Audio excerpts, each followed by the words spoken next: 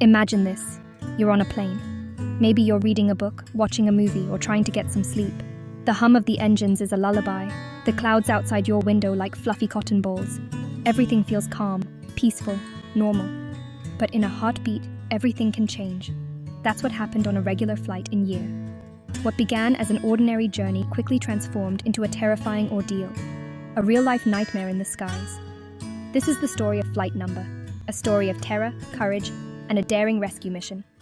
If you want to hear more incredible stories like this, make sure to like, share, and subscribe to the Siddhishri channel.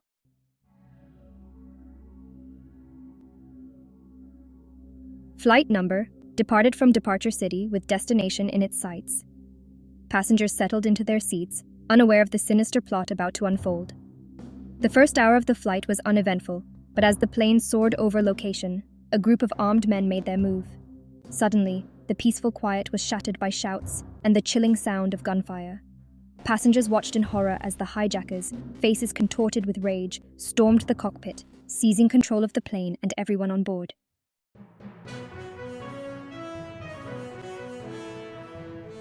News of the hijacking spread like wildfire. Families of the passengers anxiously huddled around televisions, desperate for any scrap of information. Governments around the world were put on high alert, the fate of Flight Number and its passengers hanging precariously in the balance.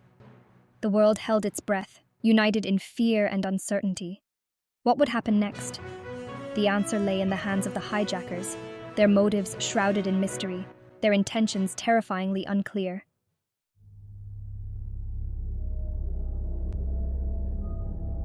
Silence fell over the cabin, a heavy, suffocating silence broken only by the sound of ragged breathing and the distant hum of the engines.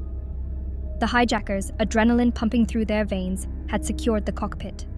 Their leader, a man whose eyes burned with fanaticism, grabbed the intercom. His voice, amplified throughout the plane, sent chills down the spines of every passenger. "This plane is no longer under the control of the pilots," he announced coldly. "We are in command now. Obey our orders, and you will not be harmed." The words hung in the air, a suffocating blanket of terror. Passengers exchanged terrified glances. Some wept silently, their faces pale with fear.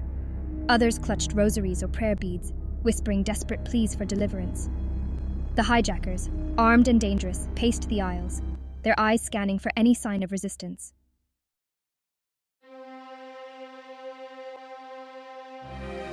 Section 2. Faces of Fear, Hostages at 35,000 feet.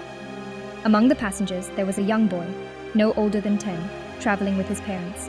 He clung to his mother's hand, his small face a mask of fear and confusion. Across the aisle, a businessman, used to the control of boardrooms and high-stakes negotiations, found himself utterly powerless, his face ashen.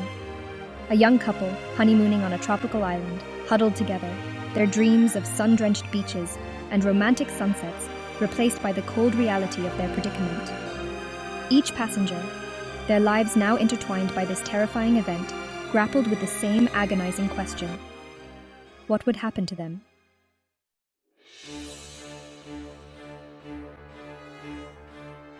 Section 3.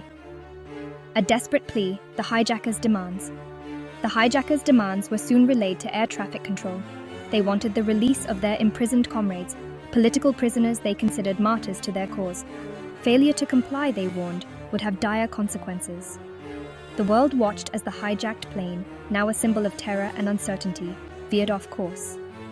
Its new destination remained unknown, a chilling reminder of the hijackers' absolute control.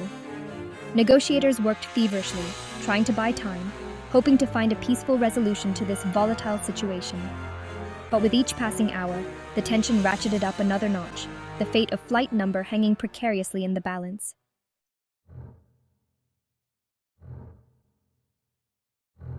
Section 1. A desperate bargain, lives on the line.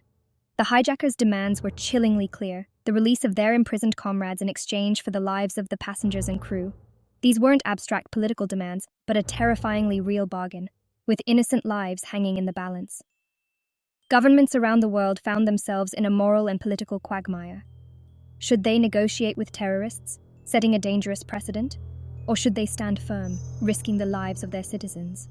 The weight of the world, it seemed, rested on the shoulders of diplomats and politicians, their every decision scrutinized by a fearful global audience.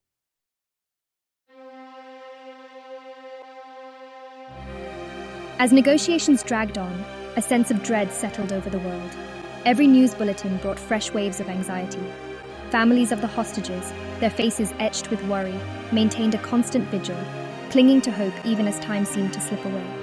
Religious leaders offered prayers for the hostages' safe return, while candlelight vigils illuminated the night in cities around the world. The hijacking of Flight Number had become more than just a news story. It was a stark reminder of the fragility of life, the ever-present threat of terror, and the shared humanity that bound people together in times of crisis.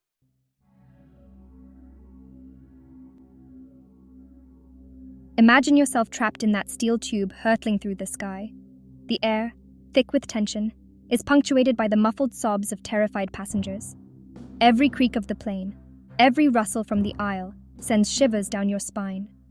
The hijackers, their faces hidden behind masks of fanaticism, are a constant menacing presence. What would you do in that situation? Would you risk your life to overpower the hijackers? Would you try to negotiate with them, appealing to their humanity?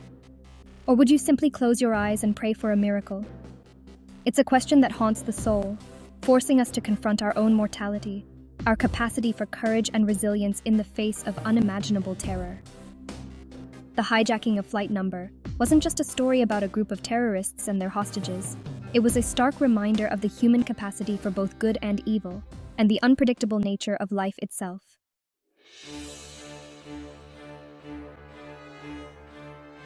While the world watched in fear, a glimmer of hope emerged from the shadows. In a top-secret location, far from the prying eyes of the media, a team of specialists received an urgent summons. These weren't diplomats or politicians, but soldiers hardened by years of experience in the most dangerous corners of the world. They were the elite, the best of the best, trained for situations exactly like this. Situations where lives hung precariously in the balance, where every second counted, where failure was not an option. The order was clear: bring the hostages home, whatever it takes.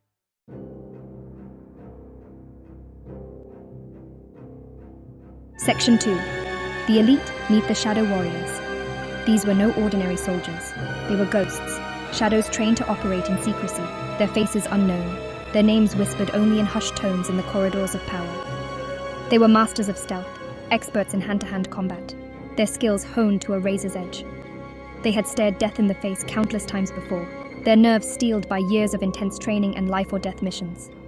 Each man on the team understood the gravity of the situation, the weight of the lives entrusted to them. Failure, they knew, was not an option.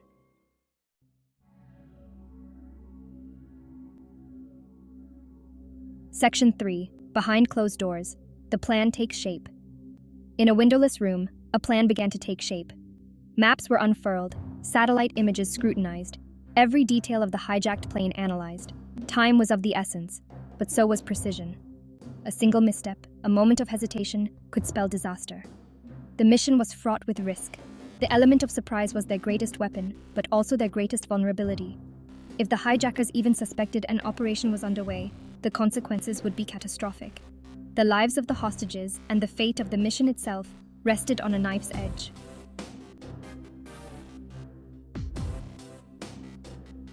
Section 1. Disguised for deliverance, infiltrating the enemy's lair. The plan was audacious, bordering on insane. Disguised as airport personnel, the commandos would approach the hijacked plane under the pretense of delivering food and medical supplies. It was a high-stakes gamble, a calculated risk that hinged on deception and impeccable timing. The team donned their disguises, their faces hidden beneath the anonymity of their uniforms. Each man carried the weight of the mission on his shoulders, their movements precise, their expressions carefully neutral. The air crackled with tension, the silence broken only by the rhythmic thud of their boots against the tarmac as they approached the hijacked plane.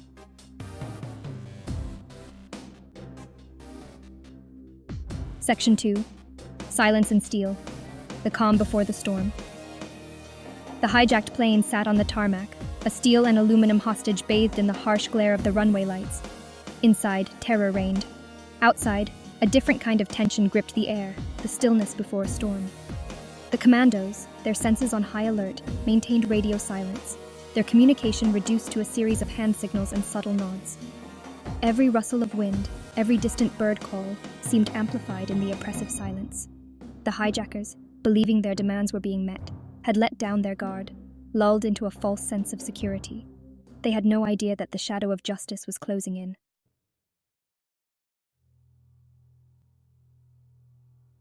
Section 3. Breaching Point. A symphony of chaos. The moment of truth arrived with explosive suddenness. The commandos, moving with the precision of a well-oiled machine, stormed the plane. A blinding flashbang grenade erupted, momentarily disorienting the hijackers. Gunfire shattered the tense silence, the sound echoing across the tarmac. Passengers caught in the crossfire screamed and ducked for cover.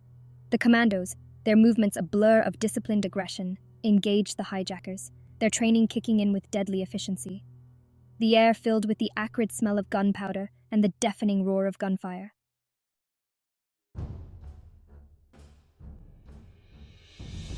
Section 4. Operation Thunderbolt. Lightning strikes twice.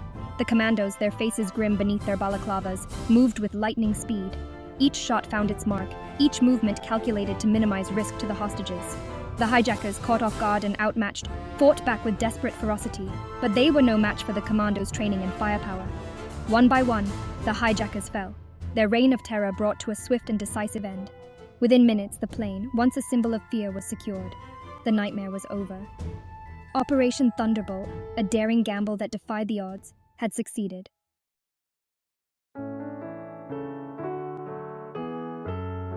Section 1. Freedom's Dawn, Tears, Relief, and the Long Journey Home. As the sun peeked over the horizon, casting a golden glow on the tarmac, the rescued passengers emerged from the plane, blinking in the bright light of freedom. Tears streamed down their faces, a mixture of relief, joy, and the lingering shock of the ordeal they had endured. Families who had clung to hope through agonizing hours of uncertainty erupted in cheers, their loved ones safe at last. The air thrummed with a symphony of emotions, the raw relief of survival, the bittersweet joy of reunion, and the profound gratitude for the men who had risked their lives to save them. Children, their eyes wide with wonder and a touch of lingering fear, were lifted into the strong arms of the commandos, their small hands clutching tightly to the soldiers' fatigues. These hardened warriors, their faces etched with the fatigue of battle, responded with gentle smiles, their eyes reflecting the profound satisfaction of a mission accomplished, a debt of honor paid in full. The journey home was just beginning, a long and winding road paved with healing, reflection, and the enduring scars of trauma. But for now, in the warm embrace of loved ones, bathed in the golden light of a new dawn, there was only relief, gratitude, and the quiet triumph of the human spirit over adversity.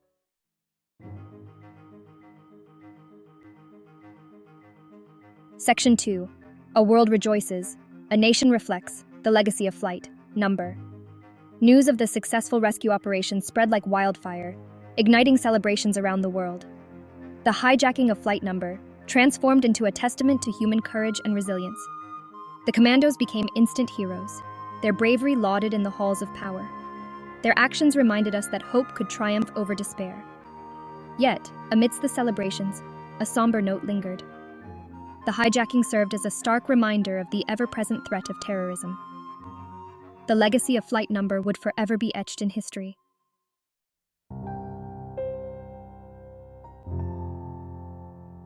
Section 1. Courage Under Fire. A Legacy of Hope and Resilience. The story of Flight Number is a stark reminder of the darkness that can grip our world, a darkness that can transform a routine flight into a terrifying ordeal, a symbol of hope into a target of terror. But it's also a powerful testament to the light that can never be extinguished, the light of courage, resilience, and the unyielding human spirit. The passengers and crew of Flight Number faced their nightmare with bravery, enduring unimaginable fear with a quiet strength that continues to inspire. The commandos, shadows who stepped into the light of danger without hesitation, demonstrated the true meaning of heroism, reminding us that even in the darkest of hours, there are those who stand ready to answer the call of duty, no matter the cost. The hijacking of Flight Number left an indelible mark on the world, a scar that serves as a reminder of the fragility of peace and the ever-present threat of those who seek to destroy it. But it also left behind a legacy of hope, a testament to the enduring power of the human spirit to overcome adversity. Let us remember the victims, honor the heroes, and never forget the lessons learned on that fateful day. Lessons about courage, resilience, and the unwavering belief that even in the darkest of nights, dawn will eventually break.